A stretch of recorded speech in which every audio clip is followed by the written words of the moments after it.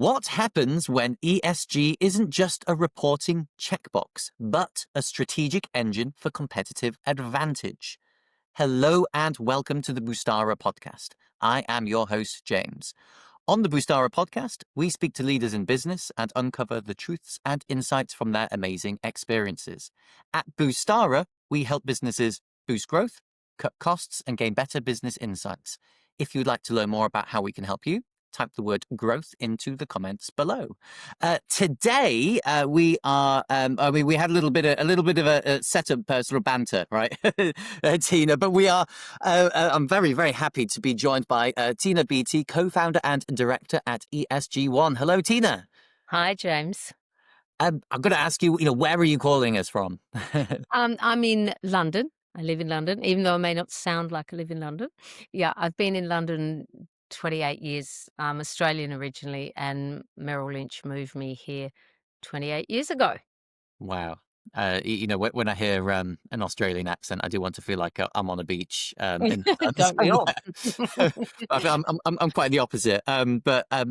Tina, we've discussed on the previous calls, diving into your experience and your history expertise.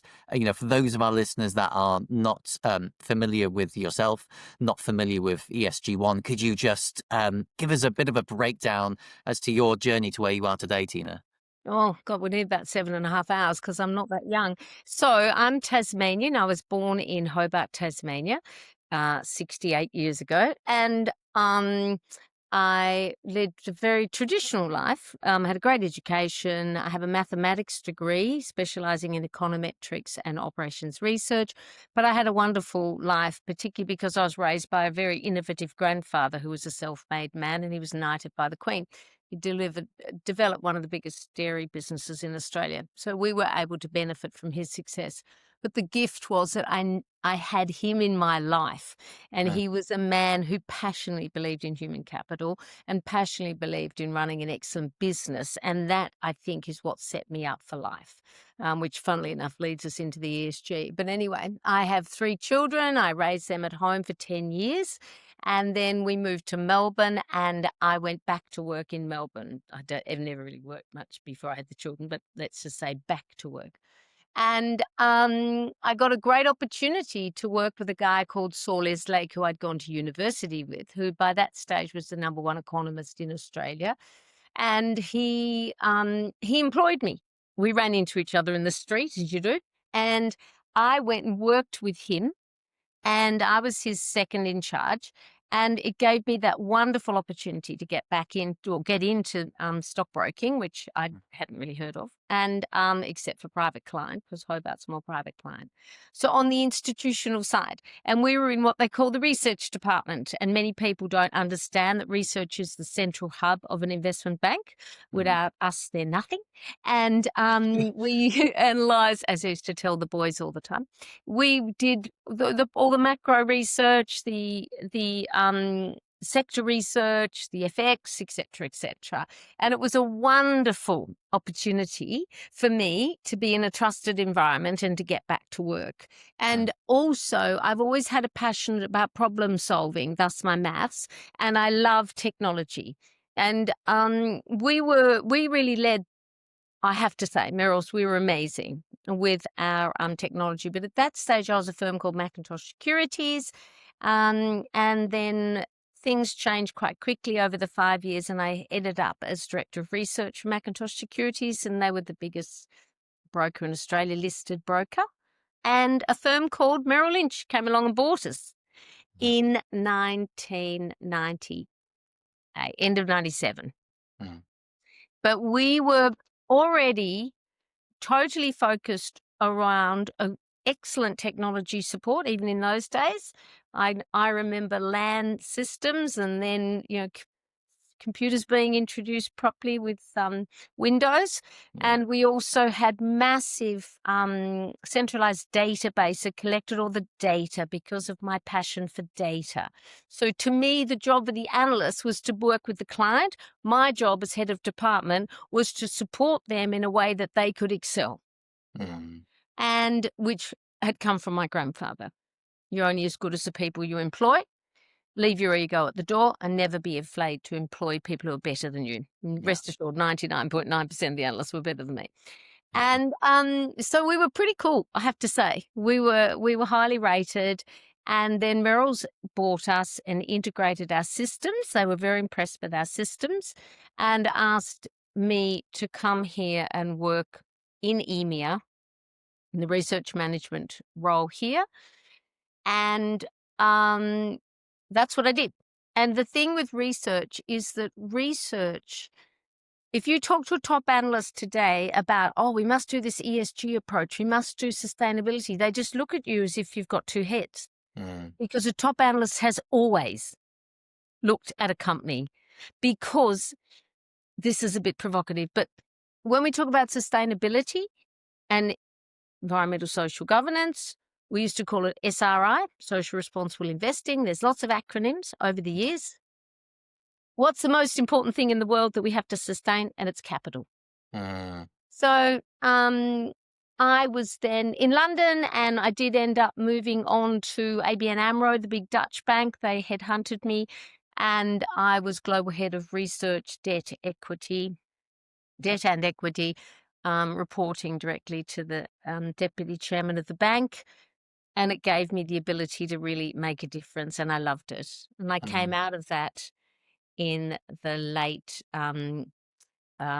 late 2000s, sorry. And then I went and worked with the United Nations for a while on a task force that sat across UN, Red Cross, and NGOs to bring a private sector approach. And that's when I met a private sector best practice. And that's when I met a couple of scientists out of CERN, particle physicists. And don't forget, most of my analysts are nearly all were PhDs. And I adore enabling the power of those brains, even though they terrify me. And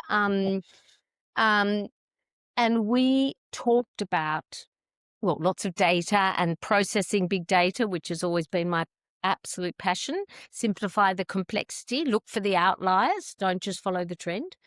And in the process of conversation and people we met, I'd heard about this thing starting. They were calling it blended finance. They were calling it, and I was asked to head up the blended finance pillar within this task force. And I just thought, this is not new. This is just another cut on social responsible investing. And here we go. There's another hype about to start, because I was blessed with being part of the management team to lead the number one team through the telecoms bubble. Merrill's had the honour of being the number one on the street in every market in the world. I'm first and only bank ever to do it. And I rang a few of my old colleagues and I said, guys, something's going on here. Anyway, they told me I was mad. But anyway, we laughed. And to me, it was just a new investment banking model, new cost of capital, where investors prepared to take a bit off the edge. You know, if you want 5%, how about 4%? And that other percent goes to fix the world. Were people prepared to pay that extra percent to borrow money? You know, cost of capital.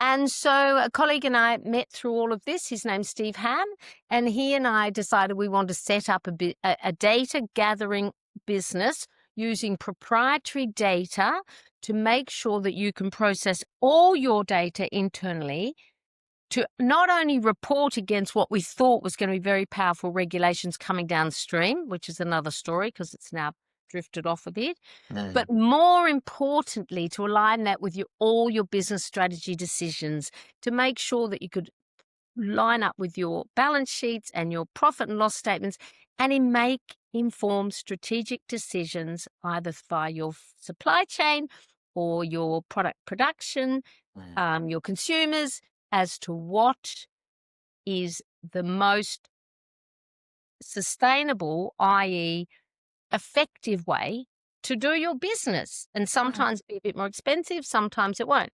And that's what we've done. Amazing. I've got to ask you, Tina, to kind of like dig in.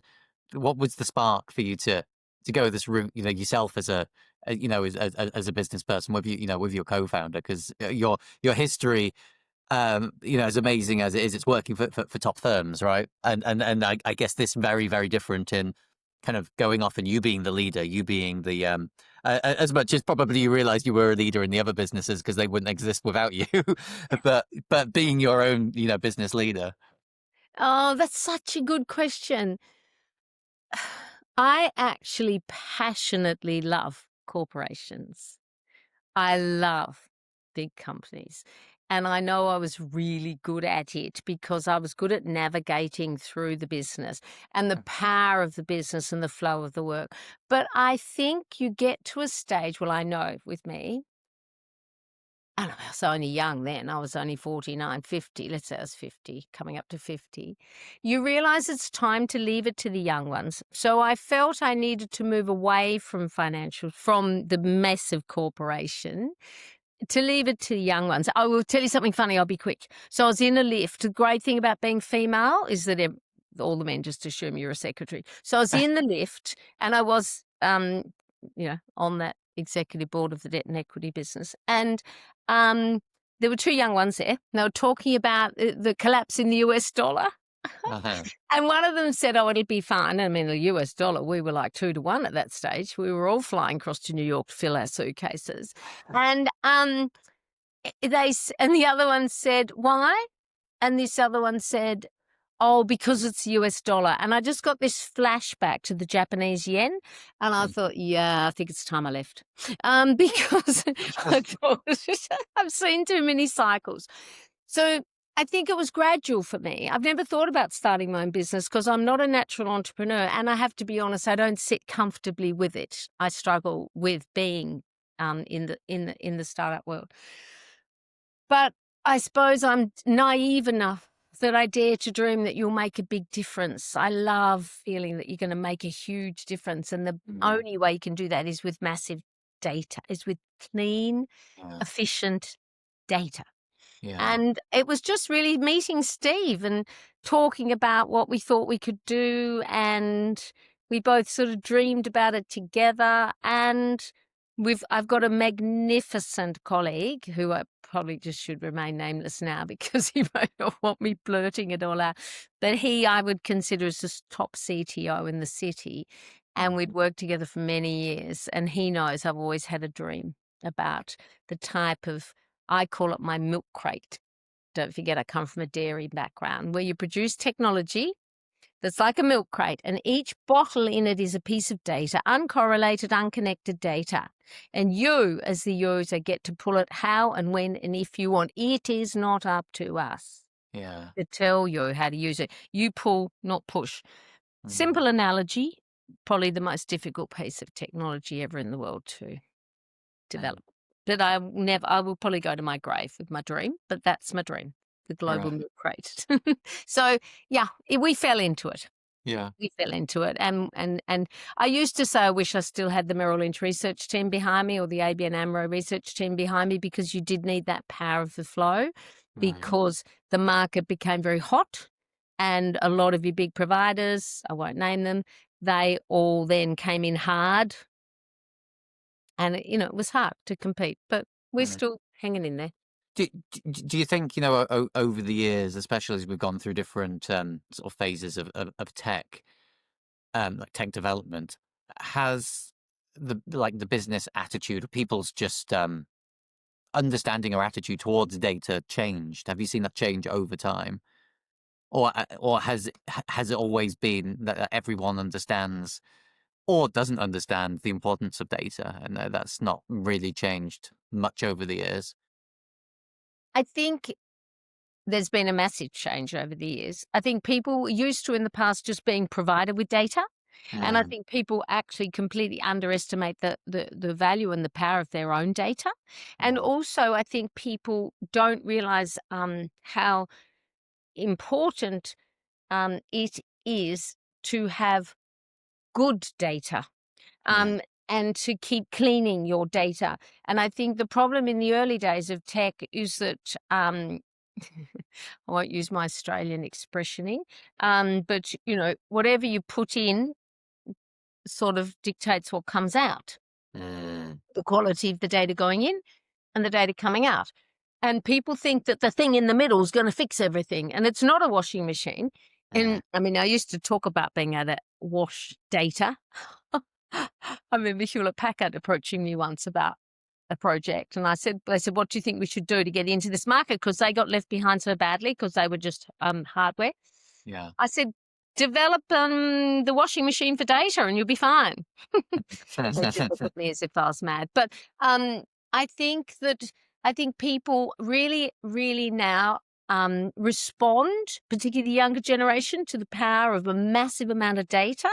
I think what people still don't grasp is the importance of processing huge amount of data and being able to query it and query it and query it, because most people don't know what question to ask. And that is a huge skill, to know what question you actually need to ask. People just think the machine's going to pop something up. So trends, raw data, uncorrelated data, almost irrelevant data. The more you can get of it, the more to process it. But of course, the attribution on the curve is a critical thing that a lot of people don't understand, the attribution of that data. Yeah. I'm really curious, as someone that's worked in very big companies, like how does it change the attitude towards data from being a typical SME to being a huge, large, corporation? Like from my sort of ill-educated kind of view of data, I look at, like, I need to know my own data as a business owner to figure out how I'm growing, Yep. essentially, or where the problems are, where I'm being inefficient, right? And if I'm looking at it and I'm, as you said, like asking the right questions, then I can use, that's the power for me to be able to grow my business to that next stage, Yep. When you get to be a massive elephant, is it a case of using data for survival, for incremental growth? How does it change when you get so big? It's only scale. Mm. And I think this is where people lose sight of it. It was lovely listening to you just then. Yeah, it's only scale. I think that's why, like, people, I'm a nobody from Hobart. And, and then all of a sudden I end up in this really big job. And I remember people say, oh my God, how do you, and I actually said, I don't know, it's just different scale. And I think the data in a massive organization, one of the challenges for the big organizations, I have a very lot of theories on 2008, but don't get me started on that. But the big challenges with the huge organizations was that they grew by merger and acquisition, and a lot of the systems didn't talk to each other properly. And there's too much coding around data. See, my passion is pure data. Yeah. You've got to get all those layers of coding. Otherwise, it's just a permutation of error. So, so the big organizations, the risk is too many technology systems that have put too much coding over one very simple piece of data. So it is scale. It's a really tricky question. I think we use the really big data as being magnificent when you look at trading numbers and you look at pricing and the incremental differences and things like that are very powerful on the trading side, but possibly the side that will always struggle with very, very big organizations is just the simple accounting side, and but it's still doable. I mean, you just get numbers. They just happen to be big numbers. Yeah. I'd get a revenue number. Well, actually, we were a cost center, but we were responsible for, depending on the business, 80 to 85% of the revenue of the whole bank because of the way they do it's complex. The client, the way they vote on the businesses. When we say we're number one rated, that means that we're number one on the pot for the revenues of the year following. It's sort of complex, but yeah, they're just bigger numbers. Don't be scared of big numbers. Yeah. Okay. When it comes to ESG1, then, Tina, I mean, like, who do you typically work with, and how do you work with them? What we had a dream, we wanted to work funnily. I love, as I said, outliers. Like I love with dirty stocks. If you're going into ESG and it's sustainability, who you want to work with? Oil and gas. Yeah. Anyone can work with, I don't know, electric car company, but you want to go with the dirty ones and really, you call them the dirty stocks, by the way. It's a standard statement. I'm not just being detrimental. So I like to always work with outliers because, I just think it's fun. And if you can conquer the issues for an outlier, you'll solve everything because Yeah. then the easy ones are easy. Um, so we started really wanting to work in the small cap, really small cap, mid cap space because all the big boys came in so fast and just flattened the market as they do. You didn't have a hope of working with a BHP or a BP or anyone like that. But we actually didn't want to. We wanted to work with the mid-cap companies, the small companies, that can still be a Boots, by the way, a small company, but, this and really help them make a difference, to sort out their data, to be able to get into what was coming down the line as a huge regulatory threat. Mm. As you may know, that the EU pulled back on all that last year, but it doesn't mean it's gone away because now we've got standard accounting reporting. But we never wanted to do it just from a reporting. So the entry point was tick a box on your reporting, capture all your data, quick gap analysis. We designed it all around what would the CEO want. What the hell do we need to report on? What are the gaps and who's fixing the gaps? Pretty simple stuff. And so with mid caps, small caps, what evolved was that people were we were either ahead of our time or we were miles behind. But I think in some ways we were ahead because people needed more consulting advice than they did just a straight data. We had a dream of a SaaS tool, but it hasn't really evolved as a SaaS tool. And now with this shift, because you have to be able to shift if you're going to be a successful company, we're moving back into more the sustainability. We always use the word sustainable, but we because we happen to be lucky to be able to grab ESG as a name. Yeah. But we are much more in the sustainability space, particularly the financial analysis of that, to be able to link it to real numbers. Everyone can stay up on Mars and just dare to dream and whatever. It doesn't pay the bills. And so you need to bring it down to earth so you in your business can know what you can do and be, make sure you're making informed decisions. So we're now focusing much more, and we're adding quite a powerful AI algorithm component into our business. And so we'll be just focusing on, the mid-cap space still. We still like the mid-cap space. We think it's a really good area. Yeah. Very interesting. I mean, do you get pushback from clients? I guess either as you are reaching out to potential clients or they are contacting you, what's the common sort of misconceptions that they have with regards to, as soon as you say ESG, sustainability, especially those like dirty ones that you mentioned, are there common pushbacks that you experience? Steve and I are not salespeople. We're not very good at selling. So we both struggle a lot with that. And so we got a person in to help with the sales. We're both very good at closing the deal, but getting that door open is really tough. So, the biggest challenge was, of course, that it was an unnecessary expense. But then the carrot and stick was that, well, all the regs are coming down the line and you are going to be massacred unless you prepare yourself. Once that threat pulled away, it's still, there is still massive reporting that people do. Most companies still want to be a good company. Okay. So if you can convince them that, if we can get you helping you, particularly with the new AI focus we're going to be bringing in now, if we can just very quickly process your numbers for you, and then I love scenario analysis. I'm actually quite a sad puppy, really, aren't I? But the ability to use data and query it is just amazing.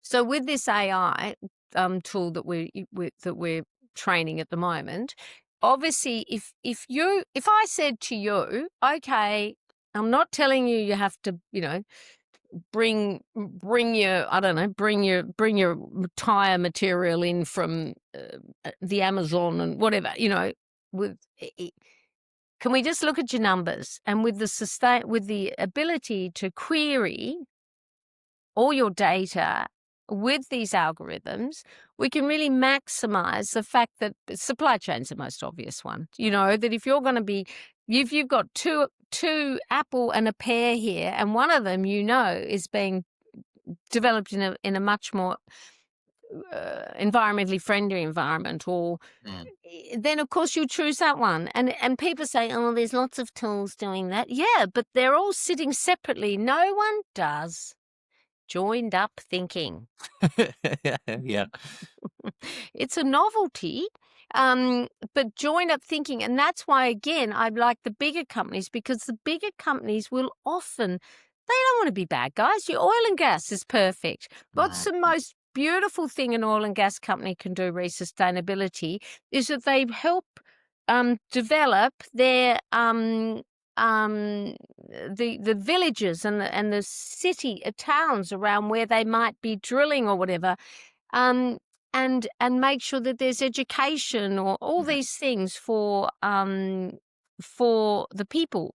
Join up thinking, and to give advantage to those people rather than just destroying their lives. It doesn't just mean low emission vehicle or something like that, So, yes, there's a lot of pushback, but yes, deep down inside, you only need to go on holidays and try landing in an airplane these days, which ends up sideways half the time because of the wind. If you're not aware that the world is under threat, you're walking around with your eyes shut. But again, it's a luxury at the moment. Sometimes those choices. But again, if you give someone the tool that every incremental difference will pay off, then and of course it's not an expensive tool. It's not like you're talking hundreds of thousands. They're not expensive. So sorry, I'm babbling on, but I think yes, the pushback is definitely around cost and time. Yeah. And so the more efficient you can be on the data gathering, and the more quickly you can give someone the power to query those numbers, the better it'll be. That's interesting as well. I guess it comes in with the size of the companies that you work with, that they're big enough to know that they probably can't do all of this themselves, so they need expert assistance. So it's just, okay, bring ESG1 in. Let's let them figure it out for us, because they've got enough money. They've got a big enough size and a big enough impact that they know that they kind of need to do these things. Well, right. Or the opposite, it's the half a head count argument, right? Because if you've got someone struggling with spreadsheets, most people say, oh, we can do all this on Excel. I mean, I love Excel. We were around when it was invented. I mean, how amazing that you can just change a number and get the answer you want. It's pretty cool, don't you think? And it goes click, click, click, and you get an answer. But it's not, Excel is not the way to do this stuff. And you might have one of your support staff frantically running around trying to pull these numbers together. It's just so inefficient. Whether he or she can dump it into this centralized tool, and then it just, it updates all the time, and it can give you, can just give you automatic correlation, automatic analysis of where you should be spending your money. And what falls out the back of it is your reporting when you need to do it. B Corp, a lot of people are wanting to be B Corps these days. Helps you report for your B Corp. You know what B Corp is? Yeah, for the social responsibility, right? Yeah. And well, one thing that I'm unsure of that you actually might be able to tell me is, I mean, anyone can really be a B Corp, right? Any company can be a B Corp. I've spoken with recruitment firms, business consultancies, technology companies that are all B Corps, but it's just because they've gone to that effort, engaging with services like yourselves to actually get that data, make those improvements to be able to have that status. Yes. And it used to be seen as a bit fluffy, a bit tree hugging, but now it's actually a very highly recognized thing to do. And particularly with the new generation of investors, don't forget, because as you know, the intergenerational wealth shift. Yeah. The new generation are much, much more conscious about where the money goes and what the clients are doing. And when they're buying a product, they like to know that they're buying from a B Corp Mm. company, shoe business or clothes or whatever. So it is actually becoming quite mainstream now, B Corp. And Mm. so, with a tool like ours, once you've captured your data, um, then you're off and running because it'll Mm. automatically update the data, or Mm. you just manually input it at times. It has to be captured, the data. But once you've done that, and you're fine. Yeah, and I guess you would probably argue that for those companies that are then taking on this kind of service, they are operating in this way. It can be that they are patching up a leaking pot, right? It can be okay, marginal gains, but marginal gains stacked on top of each other can become very big gains, right? Exactly. So it's not something that should be ignored at all. No, no. And it's so funny actually because, as I said, I'm Tasmanian, and anyone who works in the environmental world, the minute you say Tasmania, they go, "Oh," because Tasmania was leading edge in all this stuff. Mm. 50 years ago. And I mean, we were a bit really, but you very rarely meet an Australian who lets a tap run when they're cleaning their teeth. Yeah. Right? We just do it automatically. We just tap on, wet the poop and off. Um, who puts recyclable garbage in with wet foot product, Mm. so it becomes like muscle memory to Mm. people. And and the pennies add up to pounds, don't they? It's Yeah. pretty simple maths. Yeah. um but again, these companies, but if they've got to employ, they've got to make revenue, they've got to make profit. It's hard to add an extra cost, but in the end, this saves them this saves money. But Mm. it's getting it across the line third. But again, it's not an expensive for being a SaaS application. Yeah, and Um, when there's clear ROI, I think that's the point. And I see quite a few similarities with the way AI is happening at the moment. The kinds of things that I repeat to a lot of people is, oh yeah, there's 40,000 tools on the market. Obviously, don't panic and rush and just, okay, I've seen this on LinkedIn ads. I need to stuff it into my company and make it work. That's the wrong approach. You need to be mhm, looking at your company as the unique entity it is, and mm. then figuring out what will actually most benefit your company, but what will give you the best ROI. Exactly, At the and end of the day, if you want to solve problems, exactly. everything's going to have a cost, but it's got to be an investment, and it's got to make Yeah, make sense, right? yeah, and you're absolutely spot on. ROI, return on investment. And remember in the beginning, I said about it's just a new adjusted cost of capital. And Mm. we have the dream, and actually a lot of this work was done out of Harvard Business School, where you just do an ROI, you just do sustainable adjusted a P&L statement. And Mm. I I mean, I'm from financial services. We're good at making up something when it's needed to be made up. Through the telecom bubble, we made up a few things, EBITDAs and things. But you do a return on a company making no revenue. But we, I still have the dream that you would have, like when you're reporting your business to your investors or anyone, you've got your normal revenue costs, I'm not an accountant, etc.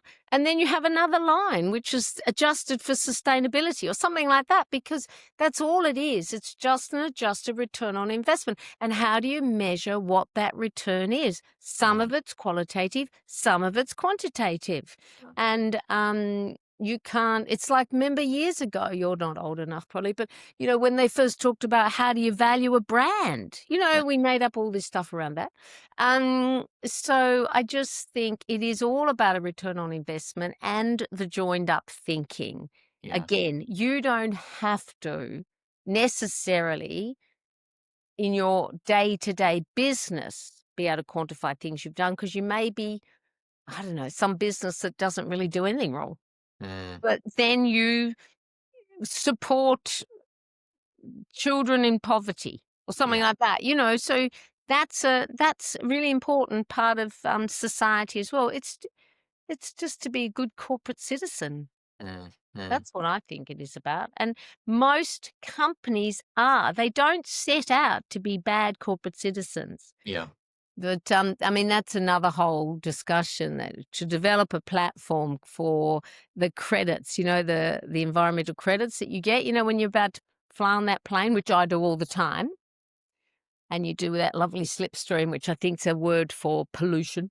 But we all pay 15 quid and we feel better about it. Yeah. Yeah.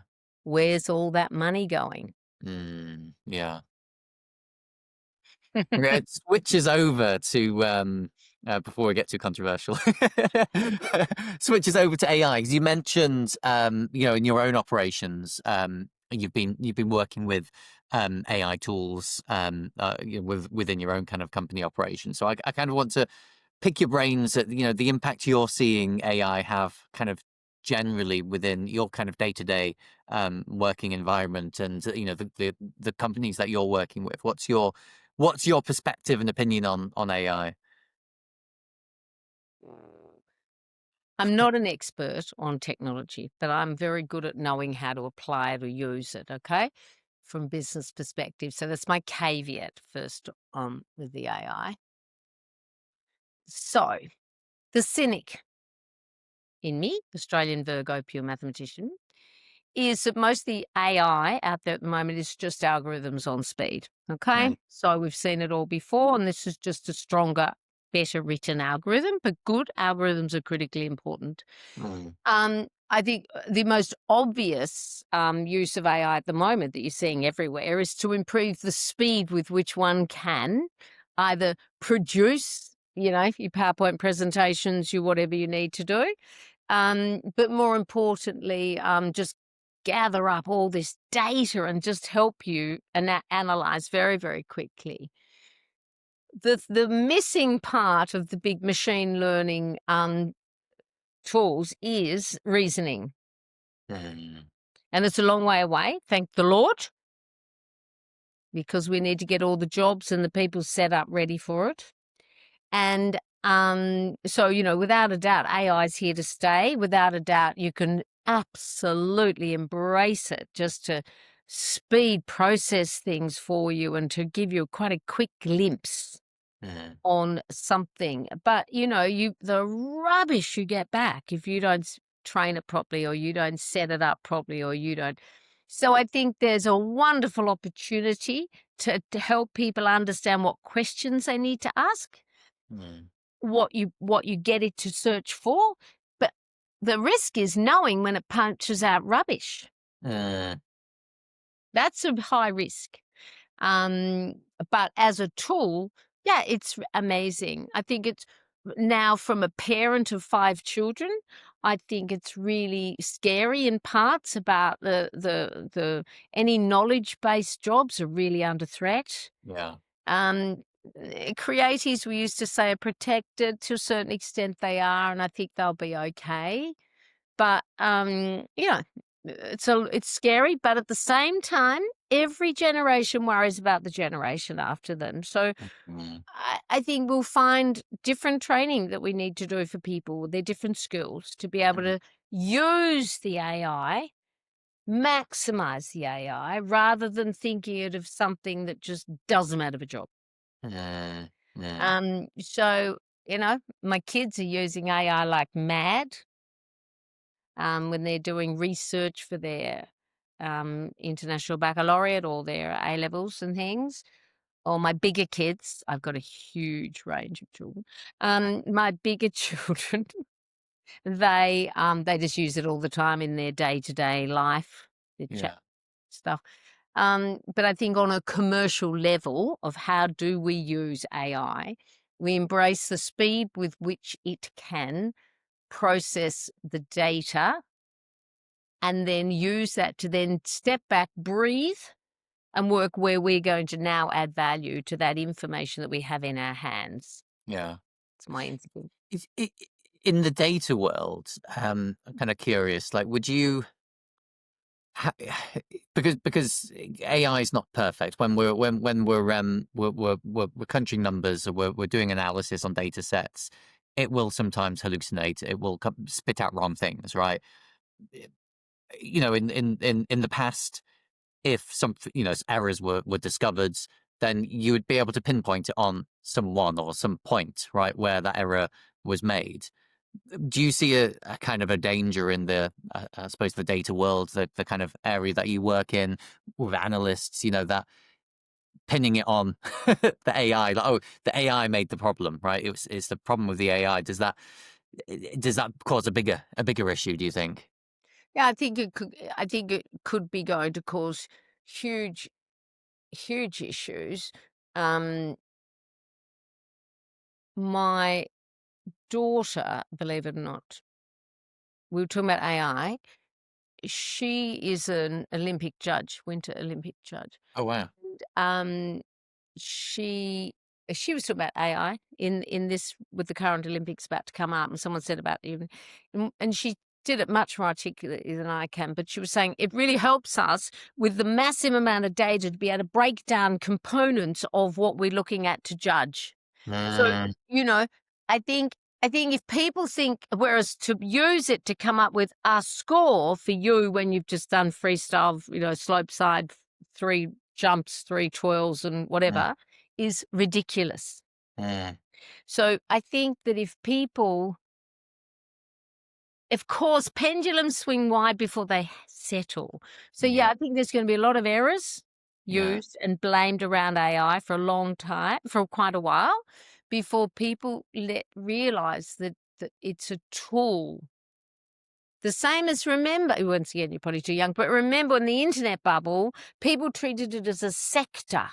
yeah, It wasn't a sector. It's a communication device. It went across everything we did in our daily lives.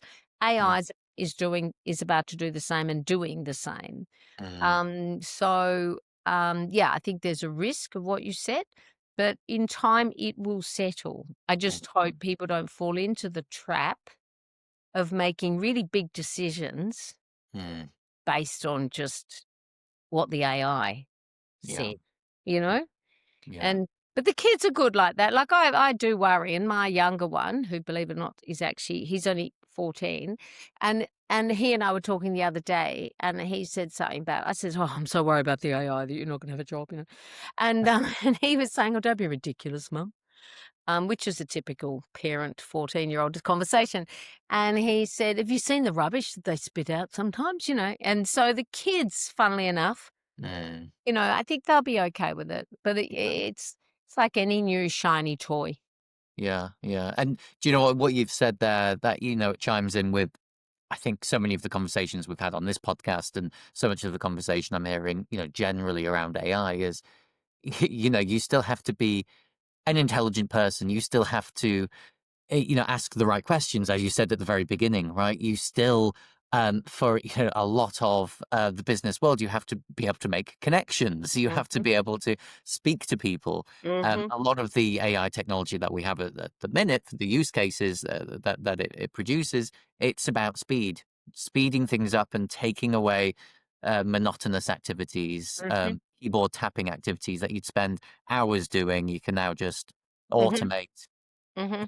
an AI agent to complete, freeing you up to do more of what should be that critical thinking, right? Exactly. Thinking deeply. And when it comes to data, I guess as someone that's been in the world for so long, if something looks off, probably an analyst is going to deep dive into it. Why is it like this, right? And start Exactly. asking exactly those questions, right? And then if it is because the AI's computed something incorrectly, then you'll be able to find that, Mhm, right? mhm, Or mhm, ask deeper questions, get the answers, and not just mhm. rely solely on that one tool. Yeah, years ago, I had a dream of a thing called a centralized database, unheard of. We were the first on the street to do it. And so we gathered our research numbers in from the analysts via the Excel spreadsheets on a gathering tool within Excel. And we centralized it, and we used that to produce multiple research outputs. And I advertised a job for the database manager.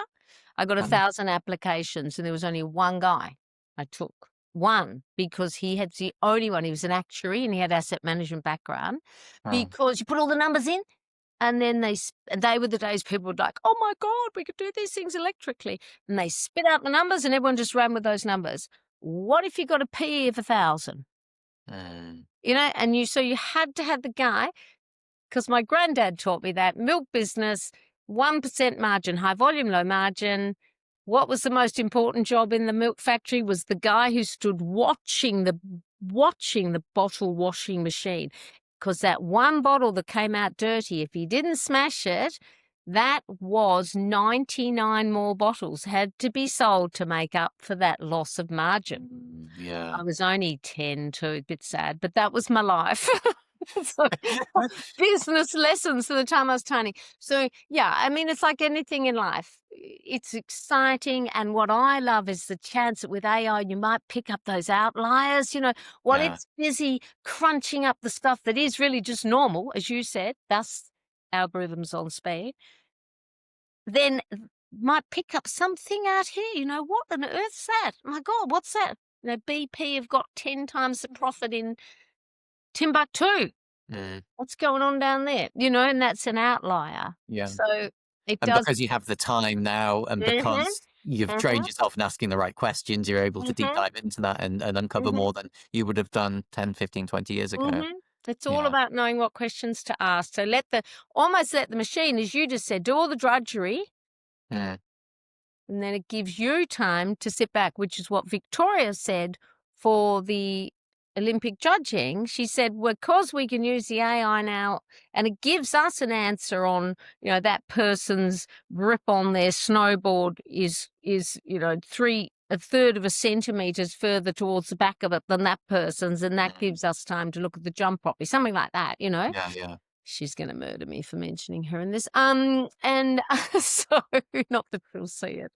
Yeah, it like any tools and industrialization in the world, it just frees up people to do more yeah. things.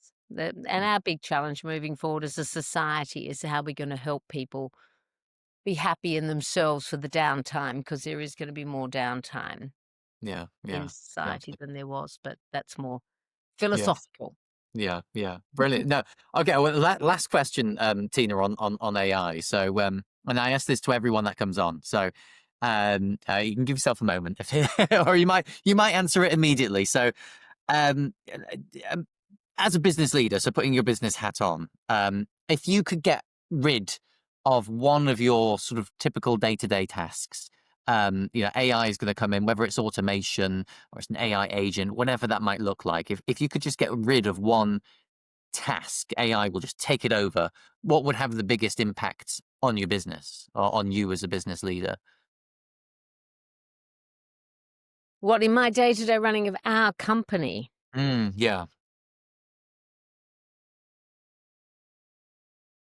Probably being able to process massive amounts of data on potential client companies to pinpoint for us where there was a gap in their process of um, supply chain process, probably, so Mm, that we could then very quickly go in and say, right, this is where you could really make a huge difference on your business, and the incremental cost would be X, or you'd save Y, but the production process won't be affected at all, or it'll mm, be sped up. But you know what I'm saying?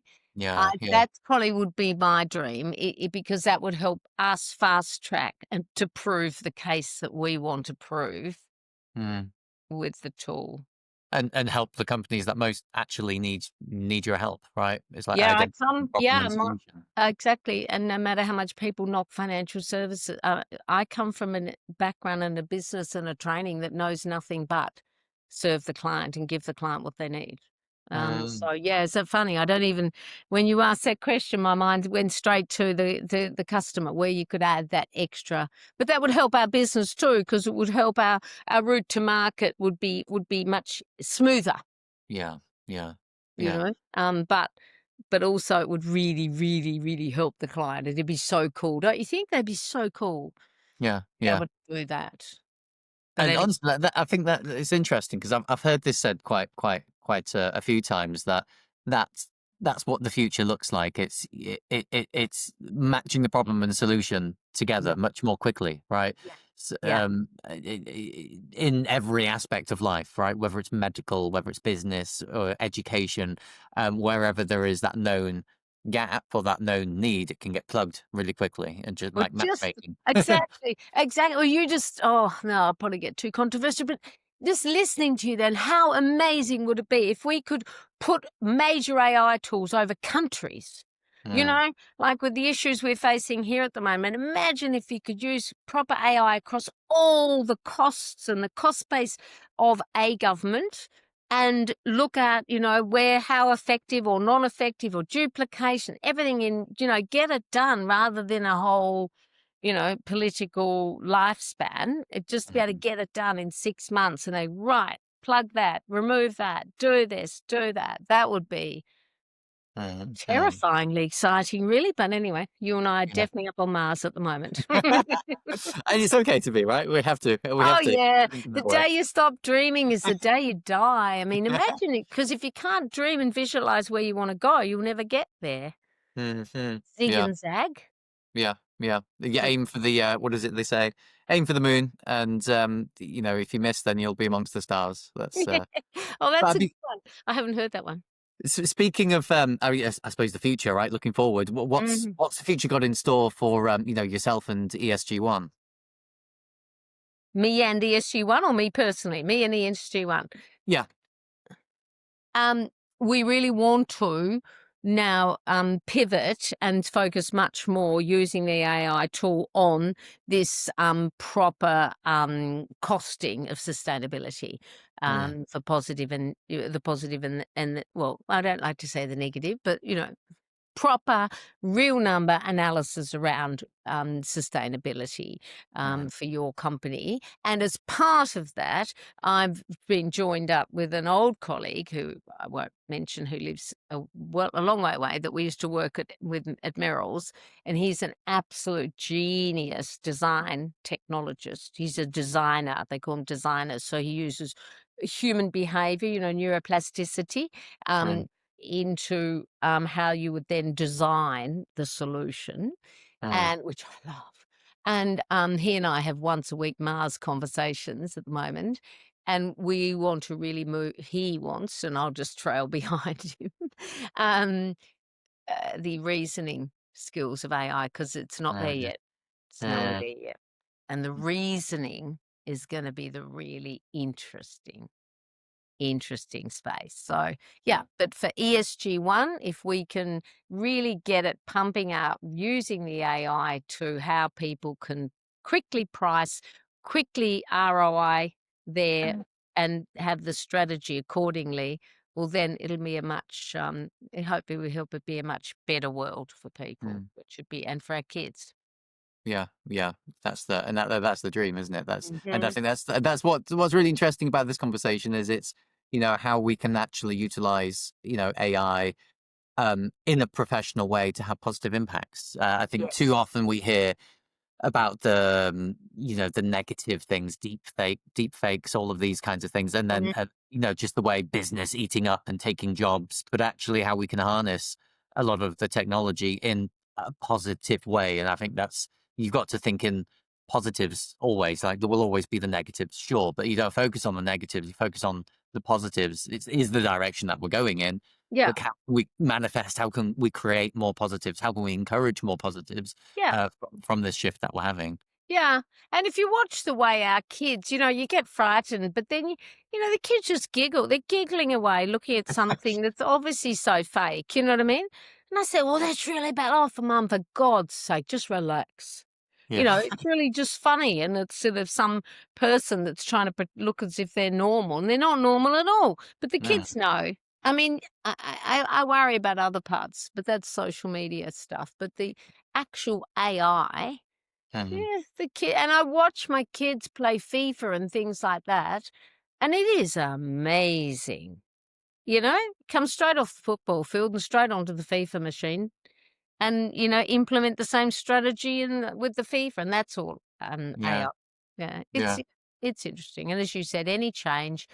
never be afraid of change. It's just when it's really, I think it's when it's very big and very visual, people get unnerved by it, and particularly this threat to jobs. But, there's a lot of other reasons jobs are under threat, not AI. To Yeah, get some growth going. Yeah, exactly. yeah. Exactly. Yeah. You mentioned, Tina, obviously mid caps that you work with. I mean, for any listeners, listening in on this conversation, I mean, who ideally is a kind of ideal partner or client to reach out to you?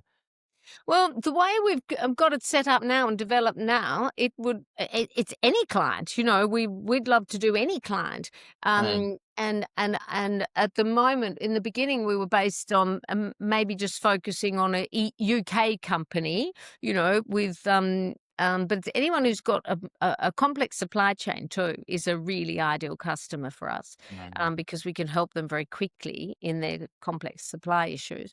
But really just anyone who would like because we go right from just a SaaS tool, so just a day of embedding, put it into your system, help you populate the data, and off you go. And then you can do your accounting reporting, you can do any regulations that you might be working under depending on your sector. So it's not sector specific, which in some ways is what's made it hard to penetrate.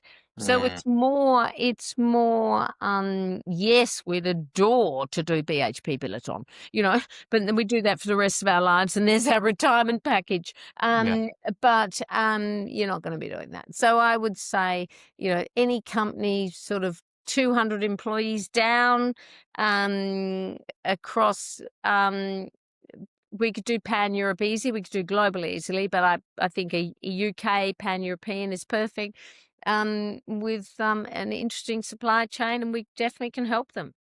amazing. And what are the best contact details to get you on, Tina? Oh, okay. I didn't realize it's going to be an ad for me. Um, well, I am Tina, Tina, at ESG-1one.co. Not That's our email. .uk, just .co. Yeah, .co. Yeah, It's not the .co. .com. Yeah, so it's Tina at ESG-1 .co. Um, Otherwise, just WhatsApp me on 0777 193 7691. Brilliant. Shows my age, you see, it's one of the original numbers, the 777. Brilliant. Well, I'll put your email address below, Oh, Tina, thank you. and I would Thank you. encourage anyone listening that is curious to learn more, about their own data sets, their own ESG. Get in touch with Tina, because as you know, if you've listened up to this point, you will obviously understand Tina's experience, expertise, professionalism. But I would also say, Tina, I think it's probably quite fun and direct working with you. You will actually get the results. So just based Yeah. off of this conversation. So Yeah, uh, no, I am known as a bit of a doer, a bit of a deliverer. Um, but yeah, and also the one other comment, it's not just your own data. Of course, I didn't bother saying we can feed outside sources in right next to it, of course, because it's a centralized mm, repository. It's a proper SQL Server database. mm, Yeah. brilliant, excellent. Well, I mean, Tina, I guess in sort of conclusion to this podcast, a few sort of takeaways in my mind. I would say definitely number one. And I'm going to do this for myself, and within my own business is it's okay having your data, but ask the right questions. Mhm. Ask the right questions and be deep in the questions that you ask. Otherwise, no matter how much data that you have, it won't matter. Right. Exactly.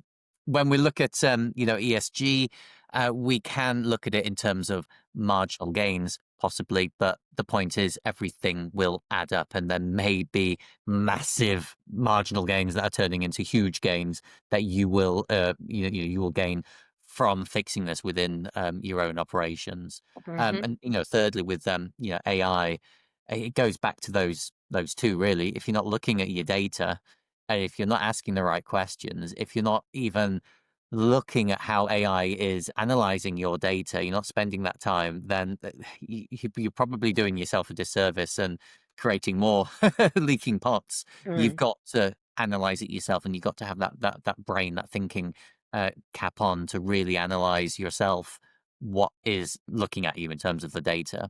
Yeah. No matter, the AI is going to be fantastic, is only going to get better and better and better, but we need to keep our eyes open and understand what questions we're asking, what answers we need to get back from our own Yeah. data. Particularly with competitor analysis and global trends and, stuff that's being done in long far away by other companies. That's where the big data processing tools are Mhm. really cool. Yeah, Yeah. brilliant. Yeah, amazing insights throughout, Tina. And I've got to, a massive thank you for joining us today. Thank you. I thought, I was just doomed to bridge and golf. So it's very nice to have a chat. Brilliant. Well, and thank you everyone for listening. Please do like and share this video so we can get this message out to as many people as possible. Thank you very much.